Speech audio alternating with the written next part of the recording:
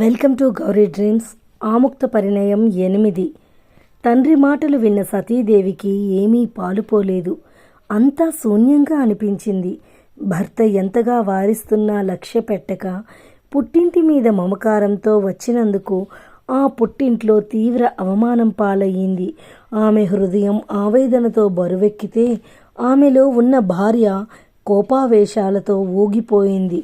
ఆమె మిక్కిలి కోపోద్రిక్తురాలై, ఓ ఈ దక్ష ప్రజాపతి, పలుమార్లు నీవు నా పతికి గౌరవమియ్యక కించపరిచిన మామా అల్లుళ్ళ సరసాలని మధ్యలో దూరుట వ్యర్థమని మిన్నకుంటుని, కానీ నేడు యజ్ఞం చేస్తూ నీవు ఆహ్వానించకపోయినా తండ్రివనే అభిమానంతో సమస్తం ఎరిగిన నా పతి ముందుగానే ఇక్కడ ఏం జరుగుతుందో గ్రహించి నాపై ప్రేమతో వెళ్ళవద్దని వారిస్తున్నా పుట్టింటి మీద ఆపేక్షతో పతి మాటను జవదాటి నీ గృహముకు విచ్చేసి తిని, అందుకు నాకు తగిన సాక్షి జరిగినది.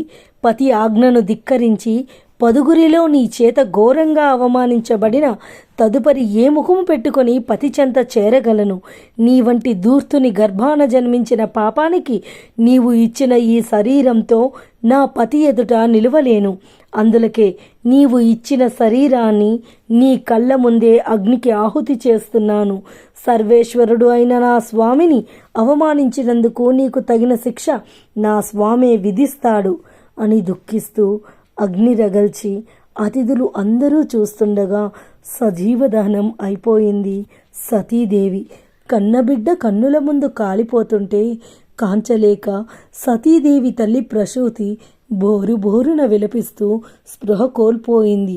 దక్షుడు మాత్రం ఇసుమంతైనా చలించక యజ్ఞాన్ని తిరిగి ప్రారంభించాడు. కన్నబిడ్డ కళ్ళ ముందు మంటల్లో కాలిపోతున్నా, కట్టుకున్న భార్య చలనం లేక స్పృహ కోల్పోయినా చలించని అతడి కఠిన హృదయాన్ని చూసి సభాసదులందరూ అచ్చెరు వందారు.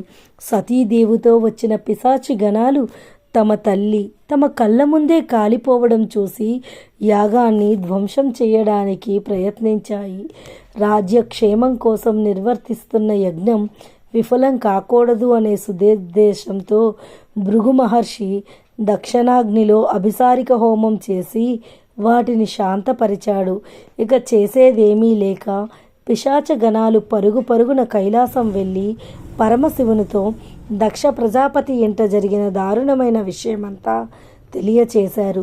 తన ప్రియసతి తనను విడిచి అనంత లోకాలలో కలిసిపోయిందన్న వార్త విన్న శివుడు కోపోద్రిక్తుడై తాండవమాడి తన జటాజూటం నుండి ఒక జడను విసిరాడు. భద్రకాళి, వీరభద్రుడు వాటి నుండి భీకర రూపంతో ఉద్భవించారు. పిశాచి గణాలు తోడురాగా వారు యాగానికి బయలుదేరారు. వారు బయలుదేరిన వెంటనే సభాసదులను ముఖములన్నీ కళావిహీనం అయ్యాయి. నక్షత్రాలు నేలరాలాయి. దక్షుని ఎడమ కన్ను అదిరింది. ఈ అపశకునాలను చూసి సభాసదులు కీడు శంకించి ఎక్కడి వారక్కడికి పారిపోబోయారు. అంతలో అక్కడికి చేరుకున్న పిశాచగణాలు వారిని ఆపి అందరినీ చితకబాదారు. ఆ గందరగోళానికి స్పృహలోకి వచ్చిన దక్షుని భార్య ప్రసూతి కనులు తెరిచి కళ్ళ ముందు జరుగుతున్న బీభత్సానికి మిక్కిలి భయభ్రాంతులకు గురి అయ్యింది. వీరభద్రుని మీదకు యుద్ధానికి బయలుదేరిన పతిని ఆపుతూ, స్వామి, సర్వేశ్వరుడు అయిన పరమేశ్వరుని అవమానించి మొదటి తప్పు చేశారు. కన్నబిడ్డ అయిన సతిని అవమానించి ఆమె మరణానికి కారణమై రెండవ తప్పు చేశారు. మరలా ఆ సర్వేశ్వరుని అంశ అయిన వీరభద్రునిపై యుద్ధానికి వెళ్ళి మూడవ తప్పు చెయ్యకండి అని కన్నీటితో ప్రార్థించింది.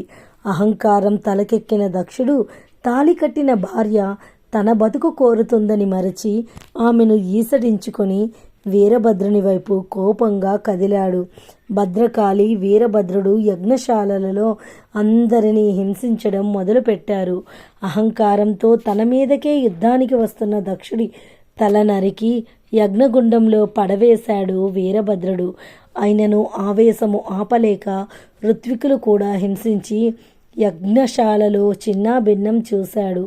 అది చూసి చింత్రాకాంతురాలైన దక్షుడి భార్య ప్రసూతి అచట ఉన్న దేవతలను ప్రార్థించి వారితో కలిసి వచ్చి భద్రకాళిని వీరభద్రుణ్ణి శాంతించమని పరిపరి విధాల ప్రార్థించగా వారు శాంతించి కైలాసానికి వెళ్ళిపోయారు. భద్రకాళి వీరభద్రుడు సృష్టించిన బీభత్సకాండకు సమస్త భూలోకం వణికిపోయింది. కైలాసంలో సతిని తలుచుకుని దుఃఖ సాగరంలో మునిగిపోయిన సదాశివుడు ప్రజలను పట్టించుకునే స్థితిలో లేడు. అది చూసిన బ్రహ్మ విష్ణువు మొదలగు దేవతలంతా పరమశివుని వద్దకు పోయి, ఈశ్వర, జరగకూడని అపకారమే జరిగిపోయింది. కానీ ఇప్పుడు యజ్ఞము పూర్తి కాకపోతే సమస్త లోకాలకు ఈతి బాధలు తప్పవు. కావున యజ్ఞశాలకు వచ్చి యజ్ఞం పూర్తి చేయ ప్రార్థన అని పరిపరి విధాలుగా ప్రార్థించారు. లోక కళ్యాణార్థం గరళాన్ని కంఠంలో దాచుకున్న నీలికంఠుడు సతీ వియోగంతో తన హృదయంలో రేగిన వేదనను అణిచిపెట్టి యజ్ఞశాలకు వెళ్ళాడు. అప్పుడు దక్షుని భార్య పరమశివుని ఎదుట మోకాళ్లపై కూర్చొని పరిపరి విధాలుగా ప్రార్థించి తన పతి చేసిన తప్పును మన్నించి తనకు పతిభిక్ష పెట్టమని వేడుకుంది. అందుకు సమ్మతించిన శివుడు దక్షుని తల యజ్ఞంలో బూడిద అయ్యిందని గ్రహించి తన గణాలను పంపి ఉత్తర దిక్కుగా తలపెట్టి నిద్రిస్తున్న ప్రాణి శిరస్సును తీసుకురమ్మని పంపాడు.